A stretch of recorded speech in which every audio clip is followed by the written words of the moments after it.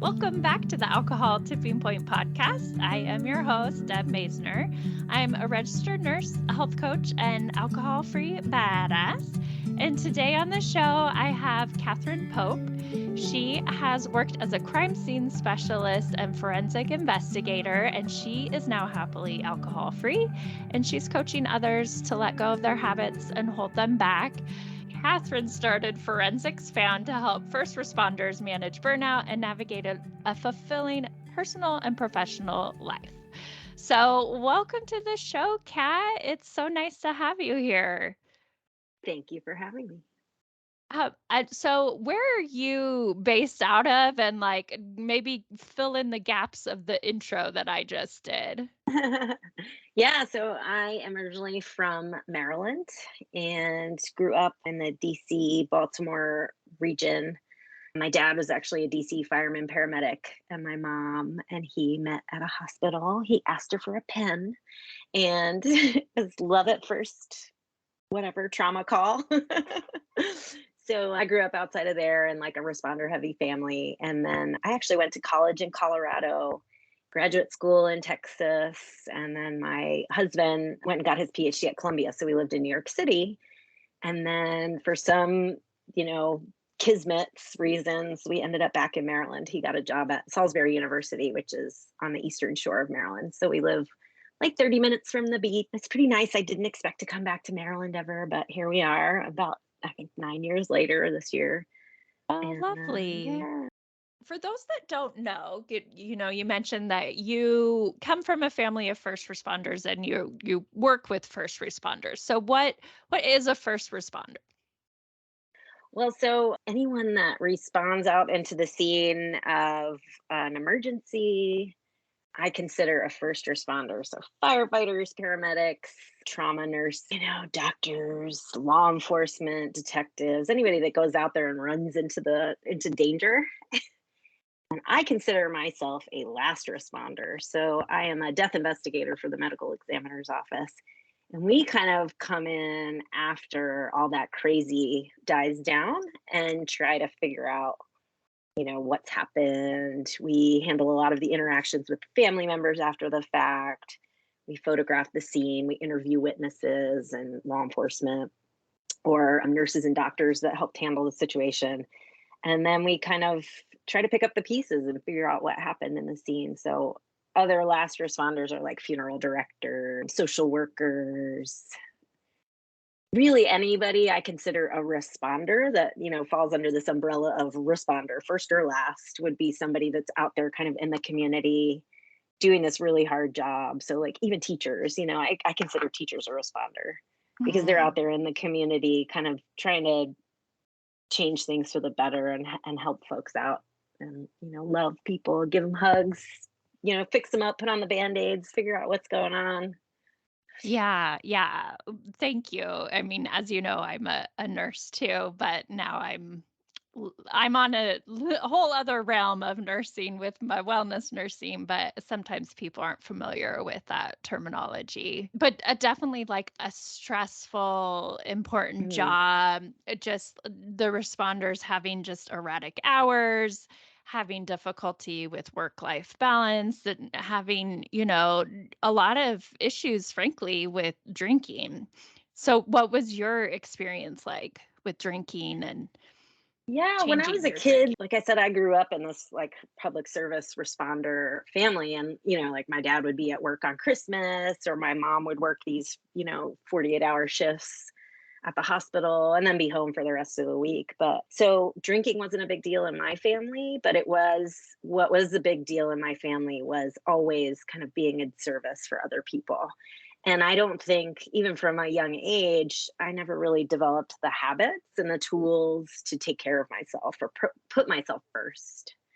So drinking wasn't a big deal when I was a kid and in college and graduate school. Like, everybody drinks. I was drinking. It wasn't interrupting my life. But when I started to get these professional jobs that required me to now show up for other people and, then I had babies, I have two kids, you get a house, you get these responsibilities. And then slowly I started ticking down onto like the low part of the turtle pile. If you're familiar with Dr. Seuss's pile of turtles, I was down at No. the bottom. Oh gosh. So you have to read it. I can't remember his name now, but you know, all these turtles are stacked on top of this one turtle. It's the name of the book. And, you know, he's got to hold all these people, all these other turtles up, Mm. and it's a lot of pressure, right? So for me, I guess I had never even considered taking care of myself and like how to do that and what exactly I should do or shouldn't do to make sure that I can step forth into the day and do my job best, you know, as my best self. And so, you know, I did. So my husband and I moved to New York City, and he was doing his PhD program, and I started experiencing some blackouts while drinking. I'm gluten free, so you know, our friends would be drinking beer all day watching the football game, and I'd be downing gin and tonics and just like, obviously that's not sustainable. Or going to bottomless mimosa brunches. And in the back of my mind, I'm like, oh, this is fun, but it's really not that fun. And then I started having kids, you know, and I was nursing, I was pregnant, I was nursing, and then the kids are little, so I didn't really have time to be intoxicated all the time. But once that sort of started to subside and these other things, the traumatic experiences, the responsibilities, the stress started mounting, my drinking got worse and worse. And it wasn't, a lot of people talk about like a rock bottom moment. I don't think I had that. And it's really easy to say, like, you know, like I wasn't that guy, I wasn't this bad. Um, I knew that this was not a sustainable practice for me in my life. So I don't necessarily have like a worst of the worst story, but I did know, like, you know, the blackouts started getting more frequent.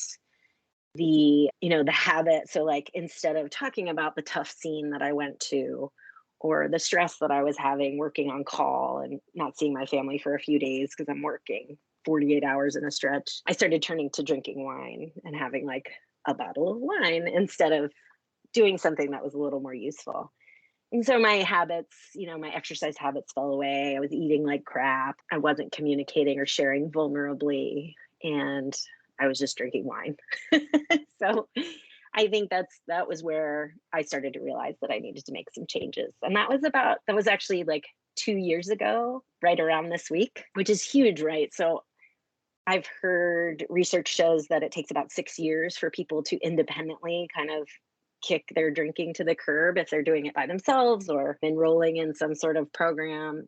If you're going at it by yourself, it takes like 6 years to really get to where you want to be. And for me, I took this thing by the horns and just kind of knocked it out of the park. And really, I feel very strong in my alcohol freedom. Like you said, I feel like an alcohol free badass, and I love to just shout it from the rooftops. Because for me, it was like this one big domino. It wasn't everything, you know, taking it away didn't cure all the PTSD symptoms, and it didn't fix the burnout, but it did help me actually like recognize that there was stuff underneath that I was just numbing out to. Yeah, so that's kind of my story. Well, how did you quit? How did you change your drinking? Yeah, so I bought This Naked Mind by Annie Grace probably a year before I opened the book. And I don't know if you did this like in middle school or high school, but I took a paper grocery bag and covered the book Oh, so yeah, nobody we could had to do see. that in school. I didn't want anybody to see. I didn't want to, you know, admit that this was something I needed to do for myself. And around that time too, I had talked to my primary care doctor about my PTSD like symptoms. I said, I think I'm, you know, I'm anxious.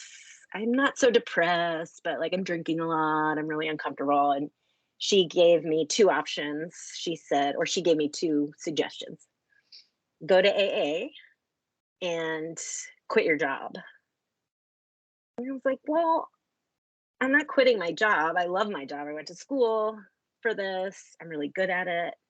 Fills me up, you know, and I'm certainly not going to AA. I'm a member of my community. I didn't, and I have, this is not based on any fact or experience, but in my head, I was like, there's no way I can show my face at an AA meeting and still feel like I'm a respected death investigator. And so I bought the book. I started to think about not drinking. And during that time, that first like kind of year, I was like, I can't go one day without a glass of wine, 3 glasses of wine, 5 gin and tonics, whatever it was. It's like all of my time at that point in my life was spent like waking up hungover, and then by like 4 p.m., like thinking about what my next drink was going to be. And then by the end of the evening, blacking out or not remembering what I said or starting a fight or all these horrible things that I didn't want to do the next morning, but would end up doing again anyway. So, yeah, so I guess it was July 2020. I enrolled myself in one of the live alcohol experiments that This Naked Mind runs and jumped in, like I said, with both feet, and totally like made it a part of my routine. Every day I would listen to the live coaching. Every day I would walk my dogs and listen to the content that they email you.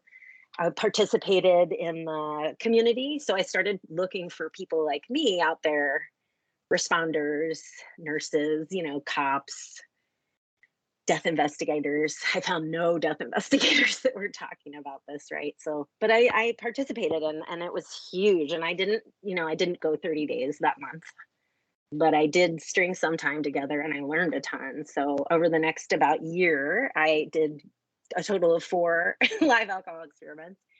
And each one that I did, I learned a little bit more about myself and about booze and what it was doing for me and other people. And I got stronger and stronger. And that's when I started kind of stringing some days together. And kind of the thing that tipped everything on its head was I was like, this feels so lonely. There's plenty of people out there talking about sobriety, but there are no people like me, no death investigators, no last responders. So I was like, I want to be that guy that talks about this and starts to talk about being vulnerable and the stress that we see and go through. And I signed up for coaching training and ended up becoming certified as a This Naked Mind coach. And from all the kismet and all the universe, I was offered a spot to be a coach in the July 2020 live alcohol experiment.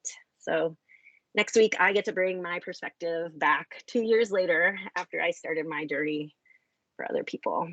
Oh, that's great. I'm so happy for you. So, what do you think is unique about the first responder community and drinking? And you mentioned one thing that I hear a lot. Yeah, it sometimes doesn't even matter what job you're at, but like Yeah. I can't go to AA, I can't show my face and still have my job and be respected. So, can you talk a little bit about first responders and drinking?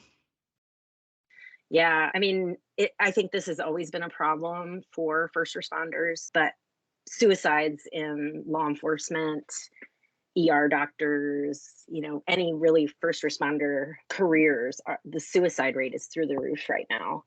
And there's been research that shows that individuals who are on that career path don't feel comfortable accessing the mental health resources that they have at their disposal.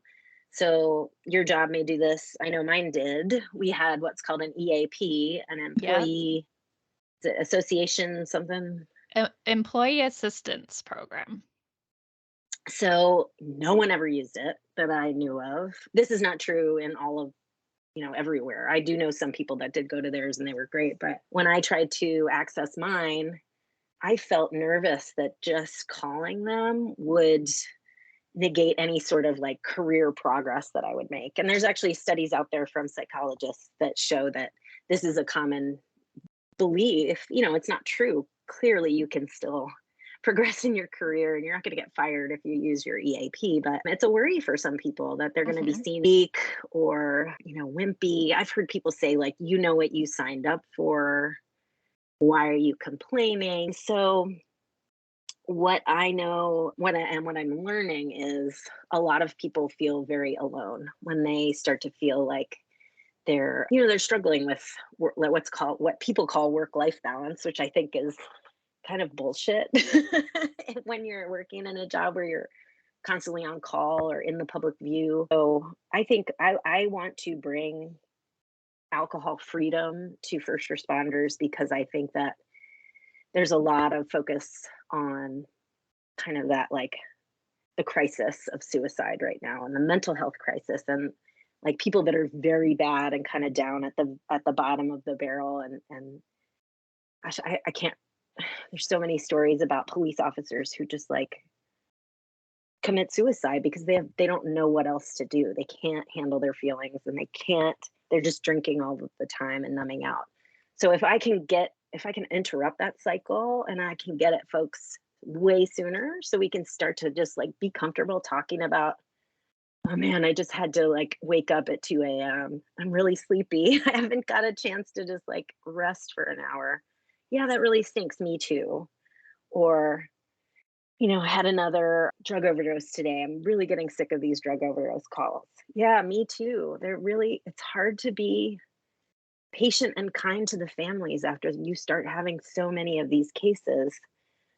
When I start to say that to other investigators and saying, like, oh, yeah, me too, then we're no longer looking to alcohol to numb out after those sort of calls, or like, I don't know how to process my feelings. So instead of numbing them away, I'm talking to somebody about it.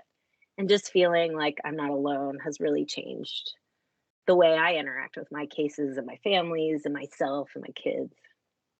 Yeah. And you had mentioned PTSD. Can you talk a little bit about what that is and if there's any links to alcohol use or whatnot? Yeah, so I'm learning. I'm not an expert at PTSD other than my own experience. And I'm slowly, part of my kind of journey over the last 2 or 3 years began because I got diagnosed with PTSD, and I was just having these weird experiences that I couldn't really explain. And my doctor immediately said, oh, well, that's post traumatic stress disorder. And your brain kind of gets stuck in this kind of hyperdrive, right? So if you have, like back when we were cavemen, you have an intense experience and basically your brain goes into hyperdrive. You either want to fight or flight. And some people argue there's also a freeze mode in there, but a normal brain presses the brake after a while once the injury or the bear or whatever the input is goes away, and you can start to relax and calm down. And that's a normal brain. But when we are exposed to traumatic events frequently and over time, and things that don't get resolved necessarily in a normal manner, we have a really hard time pressing that brake and calming down and bringing ourselves back to homeostasis, which like all of our bodies want to be in, and our brains too. So when we're always on high alert, which is what I was feeling after a while, I started expecting the worst to happen every time. I would see like my kids would follow my husband out when he was driving away, and I would see them get stuck underneath the car and like get run over. Or we'd be in the backyard and I would watch a tree limb fall onto them, or just imagining things that weren't going to happen. I mean, maybe they would, but I don't know that. And just started expecting the worst situation. I was full of anxiety, dread. I wasn't sleeping, and I wasn't talking to anybody. I was just numbing out with booze all the time. And so I'm sure there's connections between PTSD, a lot of individuals, veterans as well. We haven't even discussed veterans, but a lot of folks in the military Mm. field who are exposed to a lot of these loud noises all the time, traumatic events, they will numb out because they don't know how to turn things off and start to shut their body down into a restful, relaxing state.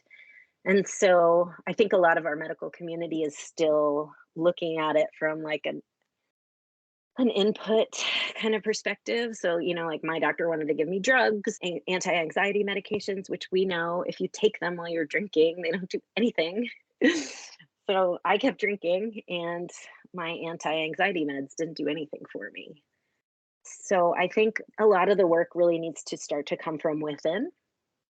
And I think if we start to give responders and veterans and nurses and police officers the tools to kind of turn around what they've seen and what they've heard and teach them how to bring themselves back to a calm state, they'll be way more empowered to actually want to do so instead of being like, oh, bad emotions, I'm scared and I'm frightened, I don't like them, let me turn them off. they can use them, right? Like I'm not sad anymore. I feel sad, I get angry still, but now I can think about how I can use that, how it's a gift. And it's certainly all in all, like my PTSD journey has made me feel more like a human being because I know now that I reacted to all that death and destruction in a totally normal way. My brain works great. Yeah, yeah, it's trying to protect you.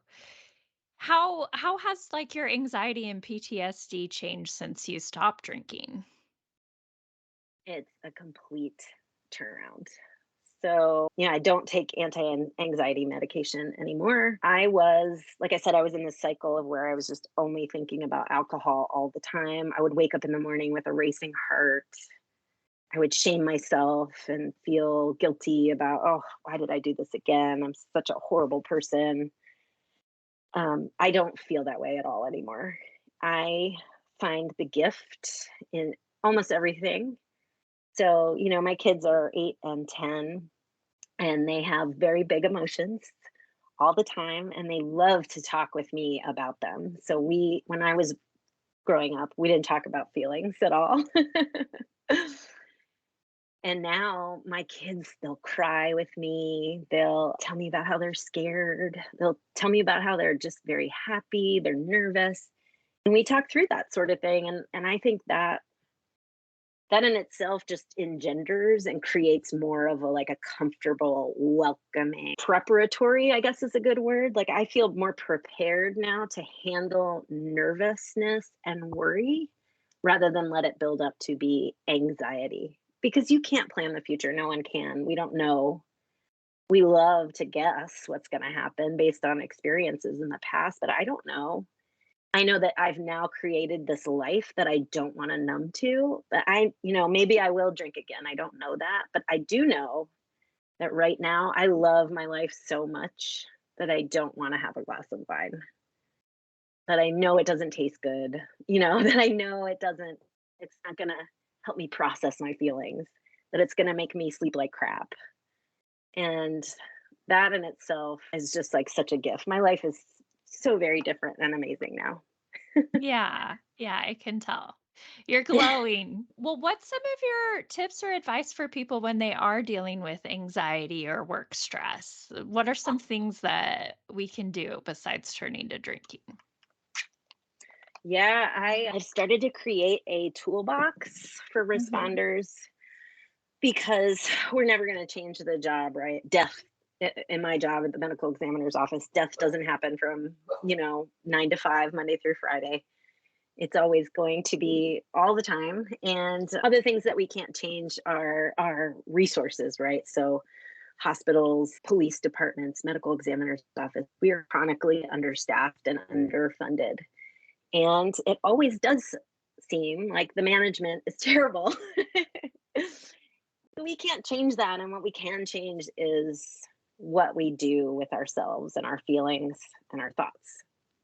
So I think my dream, the big goal is to be able to offer this toolbox for responders to be able to kind of control themselves. And that means setting yourself up for success every day. So you want to be sure that you build sleep into your daily regimen, right? So, yes, I know you're going to be on call for 5 days straight, but if you can be sure to include an hour on each end of your case, so your kids know this is not the time to see me just because I'm walking in the door. We're not going to interact just yet. I need to go home and go to bed. Or in the summer months, they knew that they weren't allowed to give me a hug until I took off my clothes because I probably smelled terrible. But so sleep is a big one. Sleep is the number one goal for when I started coming down from this thing, was like really fixing my sleep habits. And that's hours and hours of podcasts and reading and learning how to kind of integrate your sleep into an on-call life. And that's just making boundaries. Eating and drinking is also big up there, right? So when I was really twirled up with burnout and PTSD, I was not sleeping, and I was also eating junk from gas stations. That is a no-no now. That is a non-negotiable. I will not eat anything that is sold at a gas station. And that is something that I certainly recommend my clients there as having like their go bag with their work boots and their uniform and their flashlights but they also have food already that is healthy and will give you energy, a bottle of water. You know, I never learned this stuff when I was in my field training with my FTO. They never told me to prepare myself snacks. They never told me to like think about sleeping when you can. And so when I introduce this sort of thing to responders, they're like, oh, whatever. No. And I mean, I don't want to be rude, but how many firefighters or police officers or nurses you've met who are obese and they're not sleeping? And these are medical professionals, right? I mean, I know better than anyone that life is short because I handle death every day. And I also know that natural death is one of the leading causes of death. So I should know that eating healthfully and exercising is very important for longevity. So teaching and actually speaking out to professionals in the responder community about like, yeah, you actually do need to eat a salad.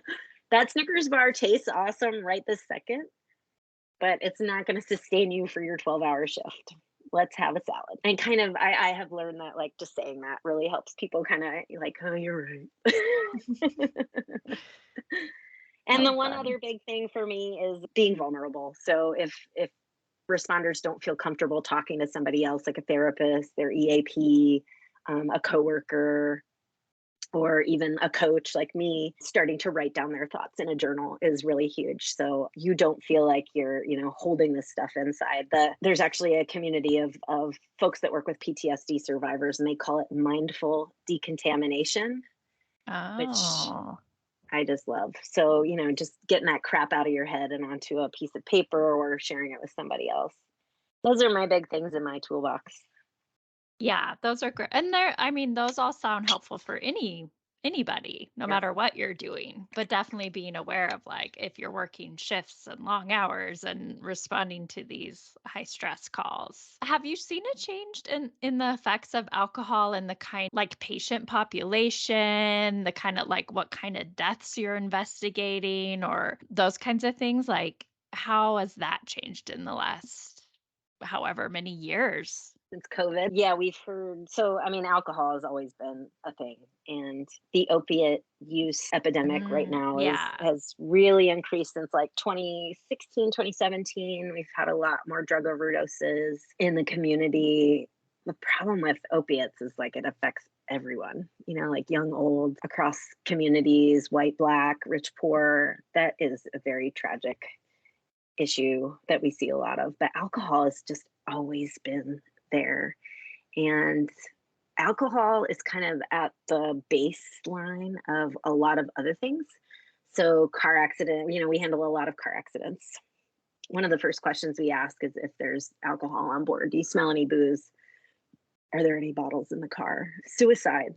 It's one of the first questions that I ask. Is there any alcohol bottles nearby? Is this person a known drinker? And then like I said before, the natural deaths. So alcohol related disease is considered a natural death for the medical examiner on the death certificate. So if an individual has, pancreatitis or end stage liver disease, any of those things that may be a result of years of chronic alcohol abuse,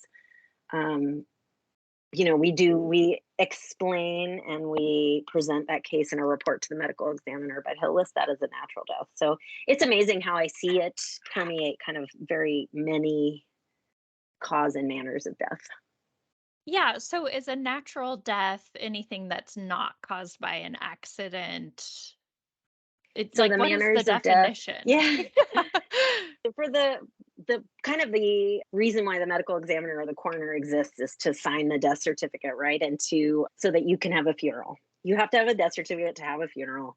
The death certificate is signed by your primary care doctor if you're old and sick and die in a hospital, et cetera. I can go on and on about that. But the medical examiner or the coroner will get involved if there's an accident, suicide, homicide, a death that's unattended. So if you die at home, if you're under a certain age, if there's any sort of decomposition present, which leads to questions of identification, if you're outside, if you're a child, if there's a public health risk. Some offices were inundated with COVID while it's a natural death, right? Because it's a disease process. Some of the offices around the country were actually handling those cases and signing death certificates. And it varies everywhere. There's about 3,000 medical examiner and coroner offices in the US, and there's about 3,000 different ways to do things. Um, Oh, so it's a complicated field to get in, which leads to a lot of stress for investigators, right? Because there are many different ways to do things, and there's no one career path. So the way I do things may be different from a colleague in New York or Kansas or something. So anyway, the natural death question, the medical examiner might get involved because there's a lot of alcohol at the scene in those cases, and we want to make sure the person didn't fall down and hit their head.